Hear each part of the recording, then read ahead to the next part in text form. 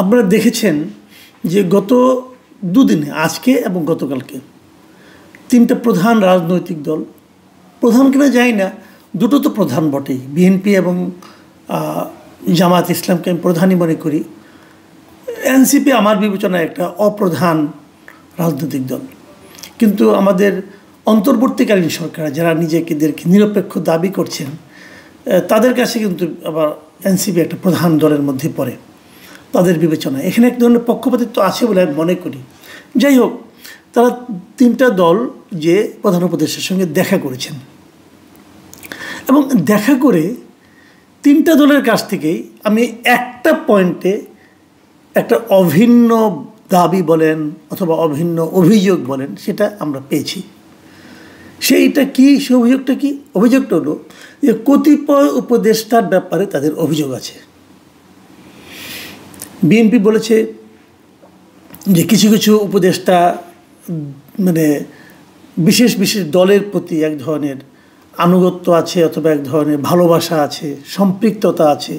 জামাতও ঘুরে ফিরে একই কথা বলেছে এবং জামাত বলেছে আমরা প্রথমবারের মতো ওনাদেরকে জানালাম, ইনফর্ম করলাম এবং প্রধান উপদেষ্টা তাদেরকে বলেছেন আমি এটা দেখব, সিরিয়াসলি দেখব, এরকম। এবং এনসিপির প্রধান নাহিদ ইসলাম তো বেশ আগে বলেছিনি যে অনেক অনেক উপদেষ্টা তারা সেফ এক্সিট খুঁজছেন, বিভিন্ন পলিটিক্যাল পার্টি লিডারের সঙ্গে কথা বলছেন কীভাবে সেফ এক্সিট পাওয়া যায়। তার মানে সেফ এক্সিট কেন খুঁজবেন? তার মানে তাদের কর্মকাণ্ড নিয়ে আপত্তি আছে বলেই তো তারা সেফ এক্সিট খুঁজছেন। তাহলে আমরা দেখলাম যে সরকারের বিবেচনায় যে তিনটা দল প্রধান তারা সবাই একটা অভিযোগ করেছেন যে এই উপদেষ্টা মণ্ডলীতে কেউ কেউ অথবা সবাই তারা একটা নিরপেক্ষ নির্বাচন করার যোগ্য নয়, কারণ তাদের মধ্যে নানা ধরনের পক্ষপাতিত্ব আছে, পক্ষপাত দুষ্টতা আছে। কারা আছে কেউ আবার নাম বলে না, সাংবাদিককে জিজ্ঞাসা করেছে, কেউ নাম বলে না, বলে বুঝে নেন।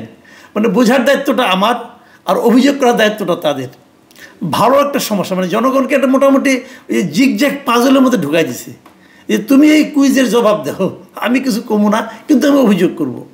যাই হোক, এগুলি আমাদের রাজনৈতিক নেতৃবৃন্দ যারা আছেন তাদের কৌশল কিনা জানি না, জনগণকে বিভ্রান্ত করার কৌশল কিনা সেটাও আমি বলতে পারবো না, এটা তারাই ভালো বুঝবেন। কিন্তু আমি আপনাদের কাছে একটা প্রশ্ন করতে চাই। সেই জিনিসটা হলো যে একজন উপদেষ্টা মানে কি? মন্ত্রী, কিন্তু রাষ্ট্রের অত্যন্ত গুরুত্বপূর্ণ একজন ব্যক্তি। উনি কোনো একটা দলের প্রতি অথবা এক বা একাধিক দলের প্রতি তার একটা অনুরাগ আছে, একটা বিরাগ আছে। এটা অবশ্যই আগামী নির্বাচনের জন্য একটা ক্ষতিকর প্রভাব ফেলতে পারে। কিন্তু এটা কি বেশি ক্ষতিকর, বেশি ঝুঁকিপূর্ণ নাকি একজন উপদেষ্টা উনি মিথ্যা বলে মানুষকে বিভ্রান্ত করতে চান, জনগণকে বিভ্রান্ত করতে চান, জনগণকে মিথ্যা কথা বলে একটা নির্দিষ্ট মতবাদের প্রতি ধাবিত করতে চান, সেটা বেশি ক্ষতিকর? এটা কিন্তু একটা জরুরি প্রশ্ন। মানে এ কথাটা আমি বললাম কেন, আমাদের একজন উপদেষ্টা, বহুল আলোচিত উপদেষ্টা, মানে ওনার নাম প্রায়ই বিভিন্ন প্রসঙ্গে এমনি এমনি চলে আসে, তিনি হলো আসিফ মাহমুদ সজীব ভুঁইয়া। এই ভদ্রলোক যুব ও ক্রীড়া বিষয়ক উপদেষ্টা, একই সঙ্গে এলজিআরডি মিনিস্টার, মানে মিনিস্ট্রির দায়িত্ব উনি পালন করেন। বয়সের সবচেয়ে ছোট, দায়িত্বে সবচেয়ে বড় মিনিস্ট্রিটা তাকে দেওয়া হয়েছে। মানে এটা খেলাধুলা আর কি, বুঝছেন না? আমাদের প্রধান উপদেষ্টার খেলাধুলা এগুলো যে উনি দিয়েছেন ওনাকে। এই ভদ্রলোক পরশুদিন সোমবার দিন ওনার ভেরিফাইড ফেসবুক পেজে একটা পোস্ট লিখেছেন। সেই পোস্টের নিচে একটা ছকের মতো করে উনি দিয়ে দিয়েছেন, সেখানে 14টা লাইন আছে। 14 লাইনে 14টা ছকের মধ্যে আর কি 14টা বিষয় উল্লেখ করা হয়েছে যে ভারতের সঙ্গে আমাদের আগে যে যে চুক্তি ছিল তার মধ্যে এই 14টা চুক্তি নিয়ে উনি একটা বক্তব্য দিয়েছেন, যার মধ্যে 10টা চুক্তিকে বাতিল করা হয়েছে বলে উল্লেখ করেছেন, আর স্থগিত করা হয়েছে একটা চুক্তি, আর এছাড়া পুনর্বিবেচনা করা হয়েছে 2টো চুক্তি, আর বাস্তবায়নের জন্য আলোচনা করা হচ্ছে একটা চুক্তি। এই একটা তালিকা উনি দিয়েছেন। ওই ছকের উপরে লেখা হাসিনা সরকারের আমলে ভারতের সাথে করা 10 চুক্তি বাতিল, বাকিগুলো বিবেচনাধীন। এই শিরোনামে উনি একটা ছক বানিয়েছেন, ছকের চুক্তিগুলির নাম দিয়েছেন, স্বাক্ষরের সাল দিয়েছেন, সিদ্ধান্তের ধরন দিয়েছেন, দিয়ে উপরে উনি একটা কমেন্টও করেছেন। সেই কমেন্টের মধ্যে উনি কী লিখেছেন, তিনি লিখেছেন, কমেন্টে উনি লিখেছেন যে অন্তর্বর্তী সরকারের দায়িত্ব নেওয়ার পরেই চুক্তিগুলো নিয়ে আলোচনা শুরু হয় এবং যথাযথ পর্যালোচনার মাধ্যমে এই সিদ্ধান্ত নেওয়া হয়। এই ধরনের একটা পোস্ট যখন উনি দিয়েছেন, দেওয়ার পর স্বভাবতই আমাদের এখানে যে সমস্ত লোক মানে আপনার ভারত বিরোধী কথা শুনতে পছন্দ করে, সত্য হোক মিথ্যা হোক বানিয়ে বানিয়ে বললে হলো, যারা পছন্দ করেন তারা একদম হুমড়ি খেয়ে পড়েছেন, আহা কি দারুণ কাজ করেছে অন্তর্বর্তী সরকার, বিশাল একটা কাজ করেছে, অ্যাটসেট্রা অ্যাটসেট্রা চলেছে। পরের দিন মানে গতকালকে আমরা কি দেখলাম, গতকালকে পররাষ্ট্র বিষয়ক উপদেষ্টা তৌহিদ হোসেন উনি বলেছেন, উনি সাংবাদিকদের জিজ্ঞাসা করার ফলে উনি একটা ব্রিফিংয়ে বলেছেন, সাংবাদিকদের প্রশ্নের উত্তর উনি বলেছেন যে ভারতের সঙ্গে 10টি চুক্তি বাতিল করা হয়েছে বলে যে দাবি করা হয়েছে সেটা সঠিক নয়। ভালোভাবে আপনারা ভুল শুনছেন না, কিন্তু একজন উপদেষ্টা বলছেন 10টা চুক্তি বাতিল করা হয়েছে এবং আরও অনেকগুলি স্থগিত করা হয়েছে, অনেকগুলি পুনর্বিবেচনা করা হচ্ছে বলে বিশাল একটা মোটামুটি একটা মাঠ গরম করে ফেলেছেন। তারা কত কাজ করেছেন তার একটা মানে এক্সাম্পল দিতে যে, আর ভারতের সঙ্গে আমাদের সম্পর্কের যে যোগসূত্রটা যে মন্ত্রণালয়ের মাধ্যমে মানে পররাষ্ট্র মন্ত্রণালয়ের মাধ্যমে, পররাষ্ট্র মন্ত্রণালয়ের উপদেষ্টা বলেছেন যে কথাটা উনি লিখেছেন, যে তালিকাটা উনি দিয়েছেন সেটা সঠিক নয়। উনি ভদ্রলোক ভদ্র ভাষায় বলেছেন যে উপদেষ্টা মহোদয় মানে আমাদের আসিফ মাহমুদ সজীব ভাইয়া উনি হয়তো অন্য কারো কোথাও এটা পেয়েছেন, সেটা উনি এখানে রিপোস্ট করেছেন, মানে ওখান থেকে কপি পেস্ট করেছেন। আর উনি যে মন্তব্যটা করেছেন এই মন্তব্যটাও বলেছেন এটা বলাটা ব্যাপারে উনি কোনো মন্তব্য করতে চাননি। ভদ্রতা কী বলবেন, মন্তব্য করতে চাইলে তো অনেক কথাই বলতে হয়, তো উনি কোনো মন্তব্য করেনি। পাশাপাশি তৌহিদ সাহেব কিছু কথা বলেছেন, সে কথাগুলো কি, সে বলেছেন যে ওখানে যে তালিকাটা আছে তার অধিকাংশ চুক্তির যে নাম দেওয়া আছে এই চুক্তিগুলি আসলে এক্সিস্টই করে না, মানে এই চুক্তিগুলির অস্তিত্বই নাই।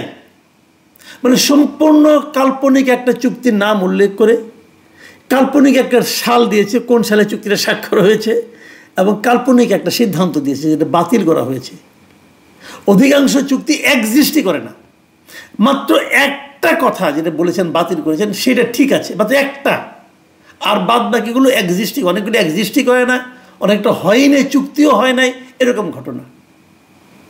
এবং উনি বলে দিয়েছেন কয়েকটা কথা, যেমন ত্রিপুরা চট্টগ্রাম রেল সংযোগ প্রকল্প, তারপর অভয়পুর আখাউড়া রেলপথ সম্প্রসারণ প্রকল্প, তারপরে ফেনী নদীর পানি ব্যবস্থাপনা প্রকল্প, তারপরে কুশিয়ারা নদীর পানি বন্টন প্রকল্প, তারপরে সিলেট শিলাচর সংযোগ প্রকল্প, তারপরে পেট্রোলিয়াম পাইপলাইন সম্প্রসারণ চুক্তি। এগুলো আসলে এই ধরনের কোনো চুক্তিই হয় নাই ভারতের সঙ্গে, আমাদের চুক্তিই হয় নাই ভাই।